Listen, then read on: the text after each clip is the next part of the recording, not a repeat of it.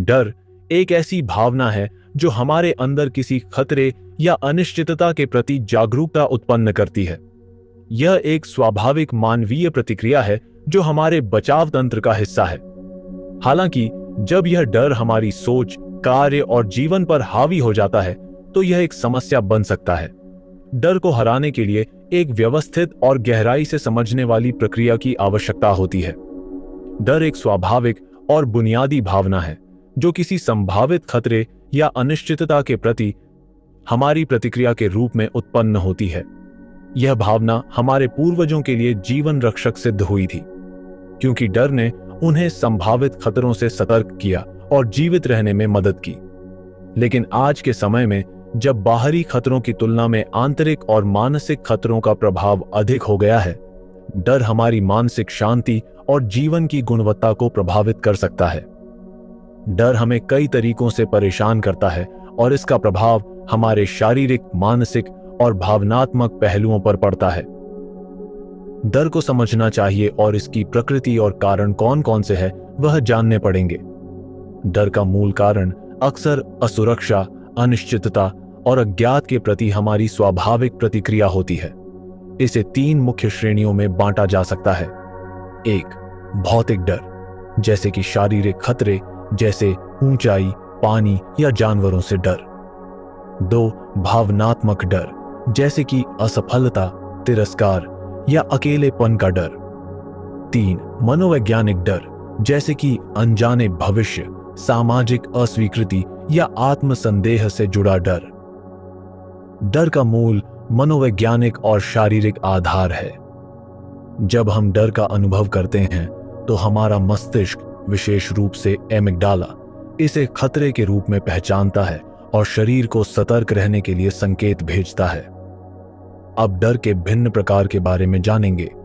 1. वास्तविक डर। यह डर तब उत्पन्न होता है जब कोई वास्तविक खतरा मौजूद होता है, जैसे दुर्घटना, प्राकृतिक आपदा या हिंसक स्थिति। 2. कल्पनात्मक डर। यह डर हमारी कल्पना का परिणाम होता है, जैसे असफलता का डर, समाज में अपमान का डर या भविष्य को लेकर चिंता। 3. अज्ञात का डर। जब हमें यह नहीं पता होता कि भविष्य में क्या होने वाला है तो यह डर उत्पन्न होता है। 4. आघात से जुड़ा डर। अतीत में हुई किसी बुरी घटना की यादें हमारे अंदर डर उत्पन्न कर सकती हैं। डर का प्रभाव।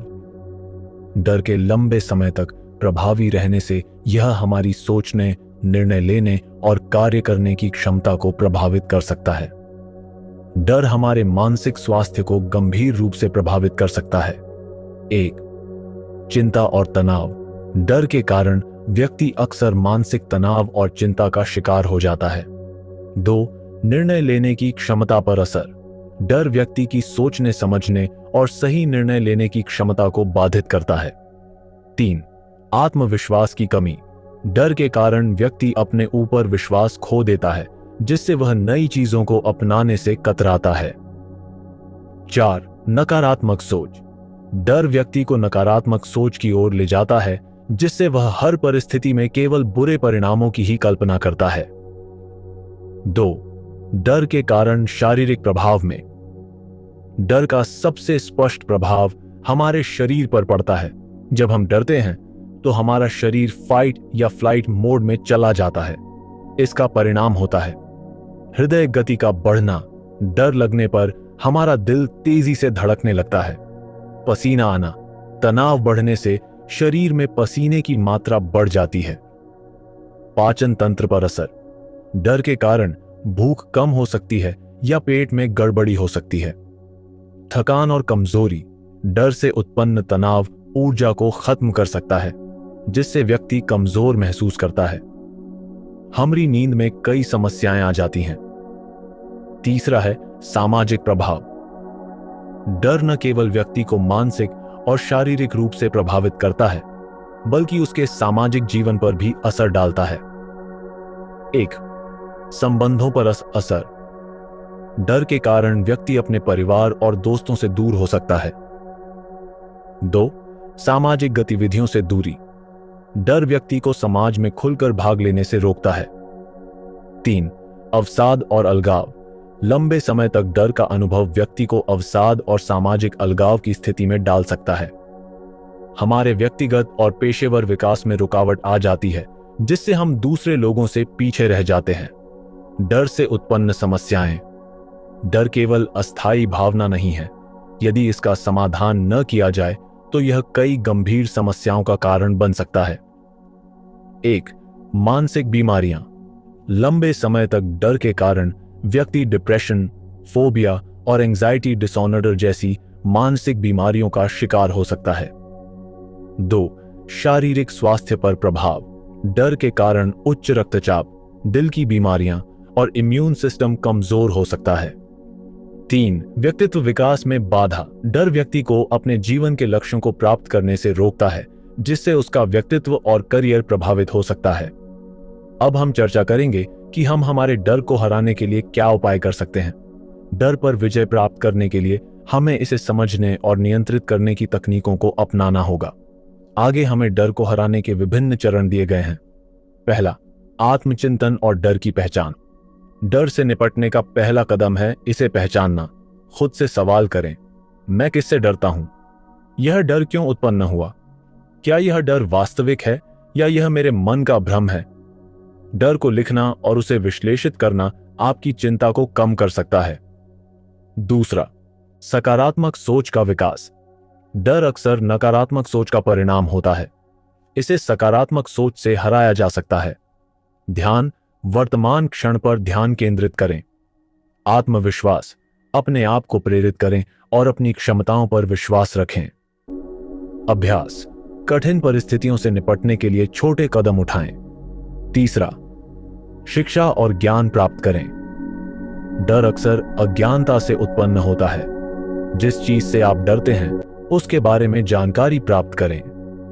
उदाहरण, अगर आपको पब्लिक स्पीकिंग से डर लगता है तो इसे सुधारने के लिए अभ्यास करें और पेशेवर मार्गदर्शन लें। चौथा, शारीरिक और मानसिक स्वास्थ्य का ध्यान रखें। योग और ध्यान ये मन को शांत करते हैं और भय को नियंत्रित करने में मदद करते हैं। संतुलित आहार और व्यायाम अच्छा स्वास्थ्य डर और चिंता को कम करता है। पांचवां, व्यावहारिक रणनीतियां अपनाएं। 1. डर का सामना करें। जिस चीज से आप डरते हैं उसका सामना करें। धीरे धीरे इसे नियंत्रित करना सीखें। 2. छोटे लक्ष्य निर्धारित करें। बड़े डर को छोटे छोटे हिस्सों में विभाजित करें। 3. सपोर्ट सिस्टम बनाएं। दोस्तों, परिवार या किसी विशेषज्ञ की मदद लें। 6. पेशेवर मदद लें। अगर डर बहुत गहराई तक बैठा हुआ है और खुद से इसे हराना मुश्किल हो रहा है तो मनोवैज्ञानिक या काउंसलर की मदद लें। थेरेपी जैसे CBT, कॉग्निटिव बिहेवियरल थेरेपी, डर को नियंत्रित करने में कारगर होती है। 7. सफलता की कहानियों से प्रेरणा लें। डर से जूझने और उसे हराने वाले लोगों की कहानियां पढ़ें। यह आपको आत्मविश्वास और प्रेरणा देगा। 8. खुद को समय दें। डर से उबरने में समय लगता है। धैर्य रखें और प्रक्रिया का सम्मान करें। डर को हराने के बाद का जीवन, डर से उबरने के बाद जीवन अधिक सुखद और स्वतंत्र हो जाता है। आप न केवल अपनी सीमाओं को पार कर सकते हैं बल्कि नई ऊंचाइयों को भी छू सकते हैं। आत्मसम्मान में वृद्धि, नए अवसरों का स्वागत, स्वस्थ और संतुलित जीवन। डर से निपटना आसान नहीं है, लेकिन यह असंभव भी नहीं है। निम्नलिखित उपाय डर को कम करने और उसे प्रभावी ढंग से प्रबंधित करने में सहायक हो सकते हैं। 1. डर के स्रोत को पहचानें। डर को समझने और उससे निपटने का पहला कदम यह है कि हम यह पहचानें कि डर किस चीज से हो रहा है। जब हम अपने डर का स्रोत समझ लेते हैं तो उसे प्रबंधित करना आसान हो जाता है। 2. सकारात्मक सोच अपनाएं। डर को हराने के लिए सकारात्मक सोच बहुत जरूरी है। यह सोचें कि हर स्थिति में एक अवसर छिपा होता है और हर समस्या का समाधान है। 3. मेडिटेशन और रिलैक्सेशन तकनीक, योग, ध्यान और गहरी सांस लेने जैसी तकनीकें डर को कम करने में मदद करती हैं। यह तनाव को कम करती हैं और मस्तिष्क को शांत करती हैं।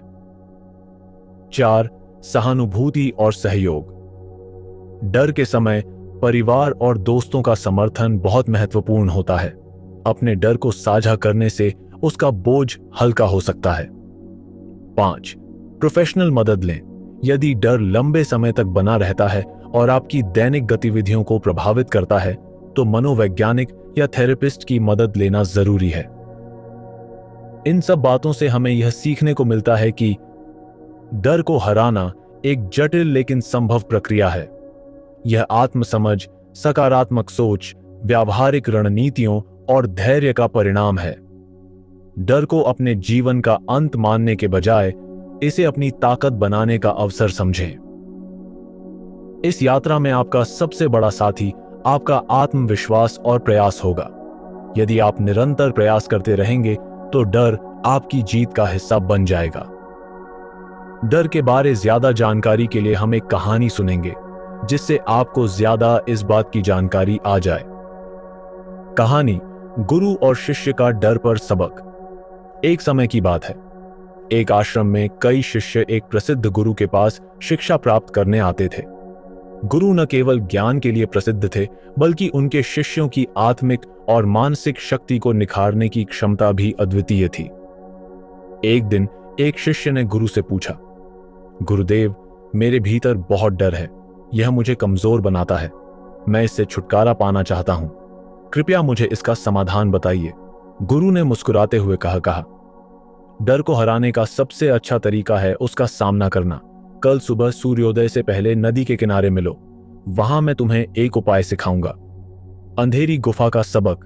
अगली सुबह गुरु और शिष्य नदी के किनारे पहुंचे। वहां से थोड़ी दूरी पर एक अंधेरी और भयावह गुफा थी। गुरु ने शिष्य से कहा, इस गुफा के अंदर जाओ। तुम्हें यहां से एक कीमती वस्तु लानी है। शिष्य ने गुफा की ओर देखा। गुफा का मुंह अंधकारमय और डरावना था। शिष्य हिचकिचाने लगा। उसने गुरु से कहा, गुरुदेव, यह गुफा बहुत डरावनी है। वहां कोई खतरनाक जानवर या अन्य खतरा हो सकता है। गुरु शांत स्वर में बोले, यही तुम्हारे डर की परीक्षा है। अगर तुम इस गुफा में जाने से डरोगे तो डर तुम्हारे ऊपर हमेशा राज करेगा, लेकिन अगर तुम इसके अंदर जाओगे तो यह डर तुम्हारे सामने छोटा पड़ जाएगा। डर का सामना करना। शिष्य ने साहस जुटाया और गुफा में प्रवेश किया। गुफा के अंदर हर कोने में अंधेरा था और उसे अजीब आवाजें सुनाई दे रही थीं। उसका दिल तेजी से धड़क रहा था, लेकिन उसने गुरु के शब्द याद किए और धीरे धीरे आगे बढ़ता रहा। कुछ देर बाद शिष्य को गुफा के अंत में एक दीपक जलता हुआ दिखाई दिया। दीपक के पास एक कागज रखा था, जिस पर लिखा था, डर सिर्फ तुम्हारे मन का भ्रम है। इसे समझो, सामना करो और पार कर जाओ। शिष्य ने कागज को उठाया और गहरी सांस ली। उसे महसूस हुआ कि गुफा के अंदर कोई वास्तविक खतरा नहीं था। डर केवल उसकी कल्पना थी जिसने उसे रोका हुआ था। गुरु की सीख। जब शिष्य गुफा से बाहर आया तो उसकी आंखों में आत्मविश्वास झलक रहा था। गुरु ने मुस्कुराते हुए पूछा, कैसा लगा? शिष्य ने उत्तर दिया, गुरुदेव, मैंने समझ लिया है कि डर केवल हमारे मन की उपज है। जब तक हम इसे सामना नहीं करते, यह हमें काबू में रखता है, लेकिन एक बार हम इससे टकरा जाते हैं तो यह गायब हो जाता है। गुरु ने सिर हिलाते हुए कहा, सही कहा। डर अंधकार की तरह है। जैसे ही तुम अपने भीतर का प्रकाश जलाते हो, अंधकार गायब हो जाता है। यह गुफा तुम्हारे मन की प्रतीक थी और दीपक तुम्हारे साहस का।